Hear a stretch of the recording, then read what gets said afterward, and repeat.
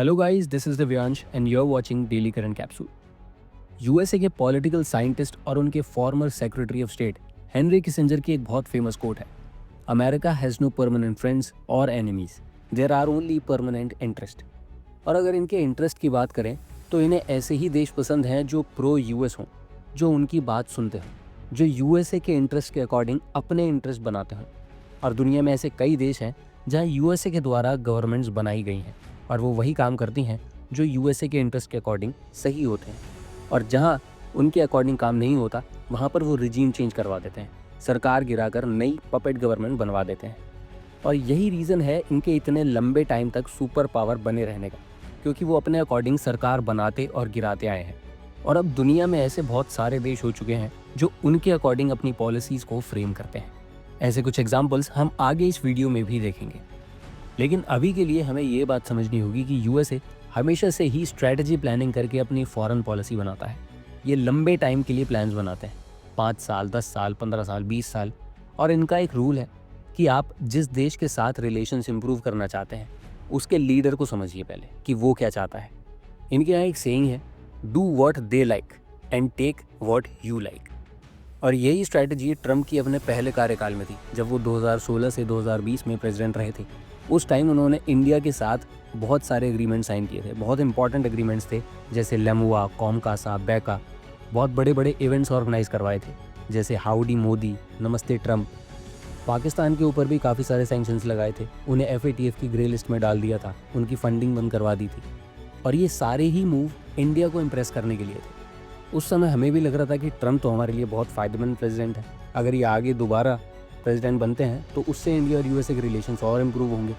लेकिन वो हमसे कुछ और चाहते थे। उन्होंने पहली टर्म में भी हमसे कहा था कि क्वाड में मिलिट्री एंगल ऐड कर लेते हैं। वो हमेशा से ही क्वाड को एक मिलिट्री अलायंस बनाना चाहते थे, नेटो की तरह, क्योंकि वो इंडो पैसिफिक रीजन में अपनी मिलिट्री प्रेजेंस बढ़ाना चाहते थे। लेकिन हमने मना कर दिया कि नहीं, हम क्वाड में मिलिट्री एंगल ऐड नहीं कर सकते। ऐसा करने से रशिया को भी प्रॉब्लम होती और चाइना के साथ भी हमारी टेंशन्स और ज़्यादा बढ़ जाती। पर उन्होंने हमसे खूब कहा कि इसमें मिलिट्री एंगल ऐड कर लेते हैं, उससे चाइना भी आपकी तरफ ज़्यादा अग्रेशन शो नहीं करेगा। पर हमने मना कर दिया, क्योंकि हम जानते थे कि लार्जर स्केल पे यूएसए और चाइना की अपनी अलग से वॉर चल रही है और वो हमें एक प्यादे की तरह यूज़ करना चाहते हैं, जैसे उन्होंने यूक्रेन को रशिया के अगेंस्ट किया है। पर जब हमने उनकी बात नहीं मानी तो वो समझ गए थे कि इंडिया का जैसे शुरू से ही न्यूट्रल स्टांस रहा है, वो अब भी उसे चेंज नहीं करने वाले। इसलिए उन्होंने अपनी स्ट्रैटेजी अपनी पहली टर्म से ही चेंज करना शुरू कर दिया था।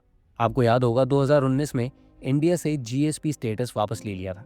हमारे मोस्ट फेवर्ड नेशन होने का स्टेटस हमसे ले लिया गया था और ये टैरिफ लगाने का सिलसिला भी उसी टाइम से शुरू हो चुका था। उसके बाद ट्रम्प जब दूसरी बार प्रेसिडेंट बने तो वो ओपनली इंडिया के ऊपर टैरिफ लगाने लगे। हमें कहते थे कि हम टैरिफ किंग हैं, हम रशिया से कच्चा तेल परचेज कर रहे हैं, हम यूक्रेन वॉर को फंड कर रहे हैं। हमने कहा कि भाई ये तो हिपोक्रेसी है, क्योंकि यूरोप भी तो नेचुरल गैस परचेज करता है रशिया से, और यूएसए वो तो अपनी न्यूक्लियर इंडस्ट्री के लिए और EV इंडस्ट्री के लिए मिनरल्स खरीद रहे हैं, फर्टिलाइजर्स खरीद रहे हैं, उसमें कोई दिक्कत नहीं होती। जब इंडिया क्रूड ऑयल खरीदता है तो ही दिक्कत होती है, हम पे टैरिफ लग जाते हैं। तो अब हमें यहाँ पर एक पैटर्न फॉलो करने की ज़रूरत है। ऐसा नहीं है कि यूएसए सिर्फ हमारे साथ ही ऐसा कर रहा है, दुनिया में ऐसे कई देश हैं जिनके साथ वो सेम पैटर्न फॉलो कर चुके हैं और आगे जाकर उन्होंने वहाँ पर सरकारें भी चेंज करवाई हैं, जिनमें सबसे पहला एग्जांपल हम लेते हैं पाकिस्तान का। पाकिस्तान में जब इमरान खान की सरकार थी तो वो भी अमेरिका की पॉलिसीज़ को जान गए थे। वो ये सोचते थे कि जब भारत, रशिया और यूएसए दोनों के साथ अपने रिलेशंस मेंटेन कर सकता है, दोनों के साथ ट्रेड कर सकता है, तो हम क्यों नहीं कर सकते। So why not have a foreign policy like India? India has a very mature foreign policy. It is trading with the US, it is trading with China, it is getting cheap oil from Russia. So India's foreign policy benefits its people. It's kept down its inflation because it got oil from Russia at discounted price. तो वो भी Russia के पास गए थे trade से related बात करने के लिए। लेकिन जब ये बात यूएसए को पता चली तो उन्होंने कहा कि भाई जब तुम्हारी सारी ज़रूरतें हम पूरी कर रहे हैं तो तुम्हें रशिया के पास जाने की क्या ज़रूरत है। फिर क्या था, उनकी सरकार के खिलाफ नो कॉन्फिडेंस मोशन आ जाता है, कई सारे केसेस लग जाते हैं। वो कहते रहते हैं कि यहाँ पर वोटर फ्रॉड हुआ है, इसके पीछे यूएसए का हाथ है, पर कोई उनकी नहीं सुनता। उनकी सरकार गिर जाती है और उन्हें जेल हो जाती है। फिर नए प्रधानमंत्री बनते हैं शहबाज शरीफ, और वो ये बात जानते हैं कि neutral Pakistan is of no use for USA.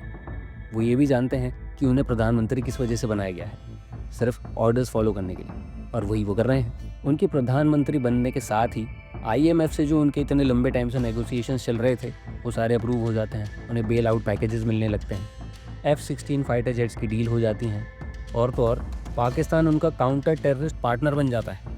जिस देश से टेररिस्ट निकलते हैं और उन्हीं के देशों में जाकर उन्हीं की बिल्डिंगें फोड़ते हैं, लोगों को मारते हैं, उन्हीं के साथ वो काउंटर टेररिस्ट यूनिट बना रहे हैं। अब देखते हैं दूसरा एग्जाम्पल को, जो है बांग्लादेश का, हमारा दूसरा पड़ोसी। वहाँ पर पहले से शेख हसीना पावर में थी और 2024 में दोबारा से इलेक्शंस होते हैं और वो दोबारा से वहाँ पर इलेक्शन जीत कर पावर में आ जाती हैं। पर उसके बाद एक इंटरव्यू में वो बताती हैं, a white man came to her office. एक गोरा उनके ऑफिस में आया था एक प्रपोजल लेके। वो प्रपोजल USA का था, जो बांग्लादेश के सेंट मार्टिन आइलैंड में एक मिलिट्री बेस बनाना चाहते थे।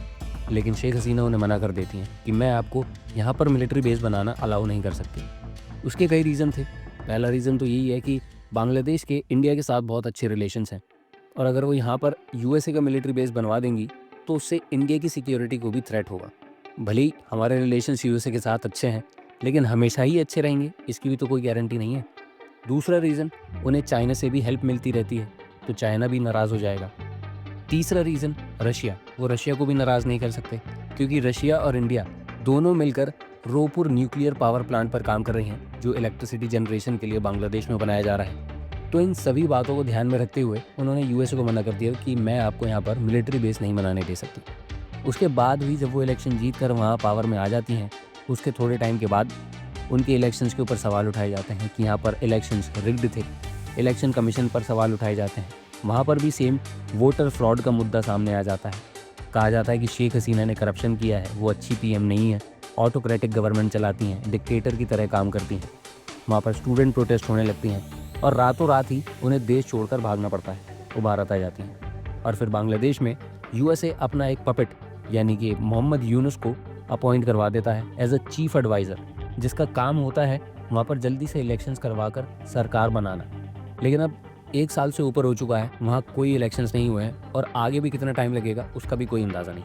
उल्टा जब से वो वहाँ पर हैं, वो एंटी इंडिया नैरेटिव वहाँ पर चला रहे हैं। तो ये भी USA की ही बनाई हुई पिक्चर है। इसके बाद हम आ जाते हैं तीसरे एग्जाम्पल पर, जो है यूक्रेन का। आपको अगर याद हो, 2004 में यूक्रेन में ऑरेंज रेवोल्यूशन हुआ था। उस समय वहाँ पर विक्टर यानुकोविच की गवर्नमेंट थी और माना जाता था कि वो काफ़ी ज़्यादा प्रो रशियन है।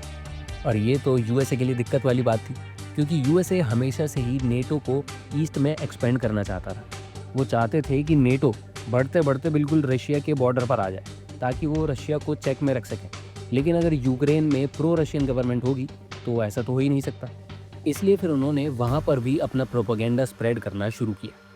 USA के एक प्रेसिडेंट थे रोनाल्ड रीगन, जिनका मानना था कि दुनिया में जहाँ भी डेमोक्रेसी हो हमें उसे सपोर्ट करना चाहिए, क्योंकि जहाँ जहाँ डेमोक्रेसी होगी वहाँ वहाँ आइडियोलॉजी सेम होंगी। जहाँ आइडियोलॉजी सेम होंगी वहाँ हमारे रिलेशंस बेहतर होंगे, और जहाँ रिलेशंस बेहतर होंगे वहाँ पर हमारे लिए आसानी होगी लोगों को इन्फ्लुएंस करने में। इसीलिए NED, national endowment for democracy, और USAID जैसी संस्थाएं बनाई गई थी। इन संस्थाओं का काम यही था कि वो दूसरे देशों में जाकर NGOs बनाती थी, उन्हें फंड करती थी, वहाँ के मीडिया हाउसेस को खरीद लेती थी, उन्हें पैसे देके एक तरफा नैरेटिव बनवाती थी। और यही काम उन्होंने फिर यूक्रेन में भी किया। उन्होंने उन ऑर्गेनाइजेशंस के through millions of dollars pump किए यूक्रेन में। वहाँ पर कई सारे NGOs खड़े कर दिए, मीडिया को खूब पैसा खिलाया और वन साइडेड नैरेटिव बनाकर लोगों को ब्रेन वॉश करवा दिया। उनके दिमाग में ये बातें भर दी कि आपको नेटो का पार्ट होना चाहिए, यूरोपियन यूनियन का पार्ट होना चाहिए, देश में डेमोक्रेसी लेके आनी चाहिए, क्योंकि डेमोक्रेसी का ही मतलब होता है फ्रीडम। और कुछ टाइम के बाद लोगों को ही लगने लगा कि वो आज़ादी की लड़ाई लड़ रहे हैं। फिर USA ने भी ओपनली सपोर्ट किया, प्रोटेस्ट वगैरह करवाई और वहाँ की सरकार बदलवा दी। लेकिन आज ना तो वो प्रोटेस्ट करने वाले लोग जिंदा हैं, ना उनका परिवार जिंदा है, ना उनका घर बचा है और ना ही उनका शहर। सब कुछ रशिया के साथ वॉर में डिस्ट्रॉय हो चुका है। और ये करना रशिया के लिए भी एक तरह से कंपल्जन ही था, क्योंकि अगर हम मैप में देखें तो उनका मेन इकोनॉमिक और पॉलिटिकल सेंटर वेस्ट में ही है, क्योंकि आधा हिस्सा तो बहुत ज़्यादा ठंडा है, आधा हिस्सा उनका लेस डेवलप्ड है, फार ईस्ट वाला। तो ले देकर उनके पास ये वेस्टर्न रीजन ही बचा है। और इसके भी बिल्कुल बॉर्डर पर अगर नेटो आके खड़ा हो जाएगा तो उनकी सिक्योरिटी के लिए भी तो डिलेमा होगा। लेकिन USA को इससे क्या, उन्हें तो सिर्फ अपने इंटरेस्ट से मतलब है। इन 3 देशों के अलावा भी ऐसे बहुत सारे देश हैं जहां वोटर फ्रॉड और इलेक्शन में धांधली करवाकर उन्होंने सरकारें बदलवाई हैं। जहां ऐसे नहीं बदलवाई, वहां सीधे मिलिट्री के यूज़ करके सरकारें बदलवाई हैं। जैसे इराक हो गया, सीरिया हो गया, लीबिया हो गया। लीबिया में गद्दाफी को हटाया था ये कहकर कि हम वहाँ पर डेमोक्रेसी लेकर आएंगे। आज देख लो कैसी डेमोक्रेसी है वहाँ पर। सीरिया के भी आज कई हिस्से हो चुके हैं। इसीलिए ये हमारे लिए बहुत ज़रूरी हो जाता है इन सभी बातों पर ध्यान देना और उन्हें समझना, क्योंकि पिछले कुछ दिनों से भारत में भी वोटर फ्रॉड वाला मुद्दा बहुत ज़ोरों पर है। तो ऐसे में ये हमारा कर्तव्य बनता है कि ऐसे ही किसी भी न्यूज़ को सुनकर उससे एकदम इन्फ्लुएंस नहीं होना है। हर चीज़ की पूरी जानकारी करके उसके बारे में अपनी राय बनाएं। ऑपोजिशन पार्टीज कह रही हैं कि वोट चोरी हुए हैं, तो हमें उसका एनालिसिस करना चाहिए। ऑपोजिशन का काम है गवर्नमेंट पॉलिसीज़ को क्वेश्चन करना, उसमें हमें पूरा सपोर्ट करना चाहिए, क्योंकि हेल्दी डेमोक्रेसी वही है जहां आप गवर्नमेंट पॉलिसी को क्वेश्चन कर सको। पर ये अब इलेक्शन कमीशन की जिम्मेदारी है कि वो ये बताएं कि ऐसा है या नहीं, क्योंकि free and fair elections democracy के सबसे इंपॉर्टेंट पिलर हैं। और ये बात सुप्रीम कोर्ट भी कह चुका है कि ये बेसिक स्ट्रक्चर का पार्ट है, इसमें हम छेड़खानी नहीं कर सकते। इसलिए अगर वोटर फ्रॉड हुआ है तो सीरियस एक्शन होना चाहिए उन सभी लोगों पर जो इसमें इन्वॉल्व है। और अगर ऐसा नहीं है तो फेक न्यूज़ बनाने के लिए, लोकतंत्र को कमज़ोर करने के लिए भी जो लोग जिम्मेदार हैं उन पर भी एक्शन होना चाहिए। और ये जांच करना इसलिए भी ज़रूरी है क्योंकि ऐसा पहली बार नहीं हुआ है कि इलेक्शन कमीशन के ऊपर सवाल उठे। इससे पहले भी जब ईवीएम आई थी तब भी कई सवाल उठे थे कि ईवीएम को हैक किया जा सकता है और इसमें कोई भी बटन दबाओ वोट बीजेपी को ही जाता है। तो ऐसे मामलों में निष्पक्ष जांच होनी चाहिए, नहीं तो जनता के मन में अपनी गवर्नमेंट और गवर्नमेंट इंस्टीट्यूशंस के प्रति डाउट पैदा होता है, जिसका फ़ायदा दूसरे देश उठा सकते हैं। तो अब सवाल यहाँ पर आता है कि क्या भारत में भी यूएसए रिजीम चेंज चाहता है? क्या यहाँ पर भी जो वोट फ्रॉड के मामले आ रहे हैं उसके पीछे यूएसए इन्वॉल्व हो सकता है? तो ऐसे कुछ रीजंस हैं जिसमें हम कह सकते हैं कि यूएसए का हाथ हो सकता है। जैसे पिछले कुछ टाइम से हमारे देश में मेक इन इंडिया को बहुत ज़्यादा बूस्ट दिया जा रहा है और हमने यूएसए से भी हथियार खरीदने कम कर दिए हैं पहले के कंपैरिजन में। पहले हम बहुत खरीदते थे, अब ऐसे बहुत सारे छोटे छोटे पार्ट्स हैं जो हम अपने देश में ही बना रहे हैं। तो इससे किसका नुकसान है? यूएसए का नुकसान है। यूएसए के डिफेंस इंडस्ट्रियल कॉम्प्लेक्स का नुकसान है। एक टाइम पे वो भारत से हज़ारों करोड़ रुपए के ऑर्डर्स लेते थे, अब उतने ऑर्डर्स उन्हें नहीं मिल रहे हैं। तो अब अगर ऐसे में वो कुछ ऐसे इंस्टीट्यूट्स को, एनजीओज़ को, मीडिया हाउसेस को थोड़े बहुत पैसे देके अपना नैरेटिव रन करवा देते हैं, तो इसमें उनका कुछ नुकसान थोड़ी है। ये तो उनकी एक तरह से इन्वेस्टमेंट हुई। जैसे आपने वीडैम इंस्टीट्यूट का नाम सुना होगा, उन्होंने कहा था कि भारत इलेक्टोरल ऑटोक्रेसी है, कि यहाँ पर इलेक्शंस तो होते हैं लेकिन डेमोक्रेसी नहीं है। इसका क्या मतलब है भाई? डेमोक्रेसी नहीं है। ऐसे बहुत सारे इंडेक्सेस आपने देखे होंगे जहाँ पर हमारी रैंकिंग बहुत बुरी आती है। जैसे हैप्पीनेस इंडेक्स में भी अगर हम देखें तो हम यूक्रेन के लोगों से भी ज़्यादा परेशान हैं। पाकिस्तान और म्यांमार जैसे देश हमसे ज़्यादा खुश रहते हैं। तो ये सारे इंडेक्सेस देख के, रैंकिंग्स देख के दिमाग में आता नहीं कि कुछ तो गड़बड़ है, ऐसा कैसे हो सकता है? फिर यूएसए से भी लगातार ऐसी स्टेटमेंट्स आना कि इंडिया तो डेड इकोनॉमी है, इंडिया यूक्रेन वॉर को फंड कर रहा है। वो एक तरह से पूरी दुनिया में ही एंटी इंडिया नैरेटिव स्प्रेड कर रहे हैं। और उन्हें दिक्कत इस बात से भी है कि इंडिया ऐसे ग्रुप्स का मेंबर है जो एंटी वेस्ट माने जाते हैं, जैसे एससीओ है, ब्रिक्स है। यहाँ पर इंडिया की इन्वॉल्वमेंट ज़्यादा बढ़ रही है और इससे चाइना के साथ रिलेशंस भी हमारे पहले से बेहतर होते जा रहे हैं। तो ये यूएसए के लिए तो दिक्कत की बात है, क्योंकि वो तो इंडिया और चाइना की लड़ाई करवाना चाहता है, क्योंकि हम दोनों लड़ेंगे तभी तो उनसे हथियार खरीदेंगे। अब हम ऐसे में पाकिस्तान से, चाइना से लड़ते रहें या अपनी इकोनॉमी पे ध्यान दें, अपने यहाँ डेवलपमेंट पे ध्यान दें। हम तो अपने देश में डोमेस्टिक मैन्युफैक्चरिंग बढ़ाना चाहते हैं, खुद को सेल्फ रिलायंट बनाना चाहते हैं कि कल को हमें किसी चीज़ के लिए किसी दूसरे देश पर निर्भर ना रहना पड़े। लेकिन ये लोग भारत को कभी भी डेवलप्ड कंट्री नहीं बनने देना चाहते। वो बस चाहते हैं कि ये डेवलपिंग स्टेज पर ही रहें और जितना ही काम अभी कर रहे हैं बस उतना ही करते रहें, इससे ज़्यादा नहीं। इसलिए अब टाइम आ चुका है कि हम भी इन्हें क्लियरली बोल दें कि भाई हम अपने हिसाब से अपनी फॉरेन पॉलिसी डिसाइड करते हैं और ये बात भी हम ही डिसाइड करेंगे हमें कौन सी कंट्रीज़ के साथ अपने इंटरेस्ट और ज़्यादा बढ़ाने हैं और किन के साथ कम करने हैं। साथ ही हमारे देश में जो इंटेलिजेंस एजेंसीज़ हैं उन्हें इस बात पर ध्यान देना चाहिए कि हमारे पड़ोसी मुल्कों में जैसे रिजीम चेंज हुए हैं, सरकारें बदली गई हैं, क्या वही काम हमारे यहाँ तो करने की कोशिश नहीं की जा रही।